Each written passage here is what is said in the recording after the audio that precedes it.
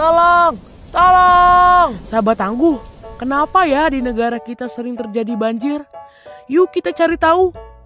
Tahukah sahabat, Indonesia memiliki lebih dari 5.500 sungai induk dan 600 diantaranya berpotensi menimbulkan banjir. Banjir pada dasarnya disebabkan oleh 3 hal. Pertama, kegiatan manusia yang berdampak pada perubahan alam. Kedua, peristiwa alam seperti curah hujan sangat tinggi, kenaikan permukaan air laut, dan lain sebagainya.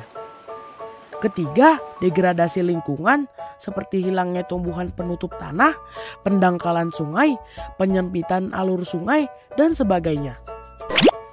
Dampak banjir sendiri cukup mengerikan sahabat tangguh. Merusak gedung-gedung, jalan raya, maupun tempat tinggal. Selain itu, banjir juga dapat menimbulkan erosi, bahkan tanah longsor, serta pencemaran lingkungan. Tak hanya itu, kotoran dan binatang yang terbawa air banjir dapat menimbulkan berbagai penyakit seperti diare, infeksi saluran pernapasan, hingga penyakit kulit. Hal yang harus kita lakukan ketika terjebak banjir adalah jangan takut dan panik. Matikan aliran listrik di rumah atau segera hubungi petugas untuk mematikan aliran listrik di wilayah yang sedang terkena bencana. Sementara itu, jangan menyentuh kabel listrik dan jauhi sumber listrik. Mengungsi ke daerah aman atau daerah yang lebih tinggi atau posko banjir sedini mungkin saat genangan air masih memungkinkan untuk dilewati. Jika air terus meninggi, hubungi instansi yang terkait dengan penanggulangan bencana. Sahabat tangguh, kita harus kenali juga bahaya saat banjir. Arus air di saat banjir yang sangat kuat dan bisa menghanyutkan.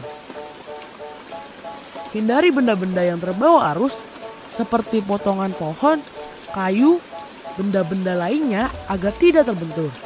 Waspadalah dengan bahaya listrik yang diakibatkan terkelupasnya kabel atau putusnya kabel dan juga akibat rubuhnya tiang listrik.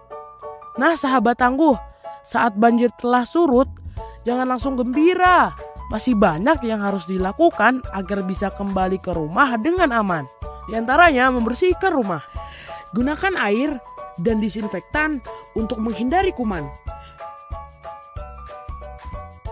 Keringkan dengan sempurna peralatan listrik seperti saklar, stop kontak, dan kabel-kabel yang sempat terendam banjir sebelum digunakan kembali.